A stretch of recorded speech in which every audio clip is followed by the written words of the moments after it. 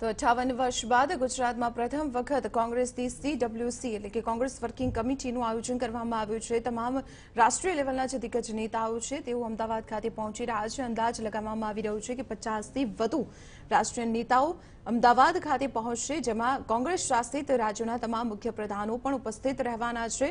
સોનિયા ગાંધી, રાહુલ ગાંધી, પ્રિયંકા ગાંધી વાડ્રા અને ડોક્ટર મનમોહન સિંહ પણ ઉપસ્થિત રહેશે। પી ચિદમ્બરમ, રાજસ્થાનના મુખ્ય પ્રધાન અશોક ગેહલોત અમદાવાદ ખાતે પહોંચી ચૂક્યા છે। સૌપ્રથમ આ તમામ નેતાઓ સીધા જ ગાંધી આશ્રમ ખાતે પ્રાર્થના સભા અને ત્યારબાદ જનસંકલ્પ રેલી કોંગ્રેસનો દાવો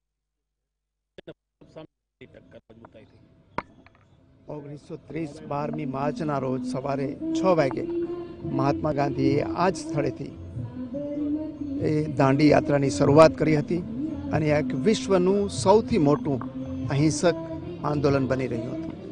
એના પછી 1988માં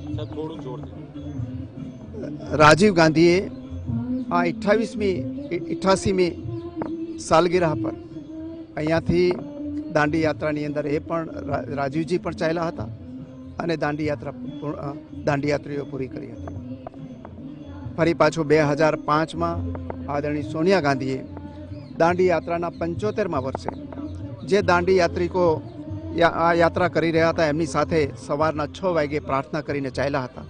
આજે ફરીથી રાહુલ ગાંધી આ 89મી જે દાંડી યાત્રાની એનિવર્સરી છે એમાં ભાગ લઈ પ્રાર્થના કરશે અને પ્રાર્થના પછી સરદાર પટેલ મેમોરિયલ ખાતે કોંગ્રેસ વર્કિંગ કમિટીની બેઠક યોજાવાની છે। એમાં દેશના જે પ્રશ્નો છે એની ચર્ચા થશે અને 1:30 વાગે અડાલજ ગાંધીનગર પાસે ત્રિમંદિરની બાજુમાં વિશાળ જનસંકલ્પ રેલી યોજાવાની છે, એને સંબોધન કરશે।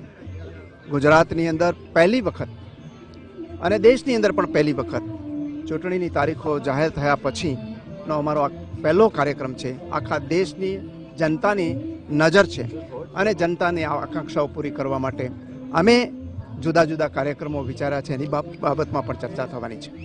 Thank you.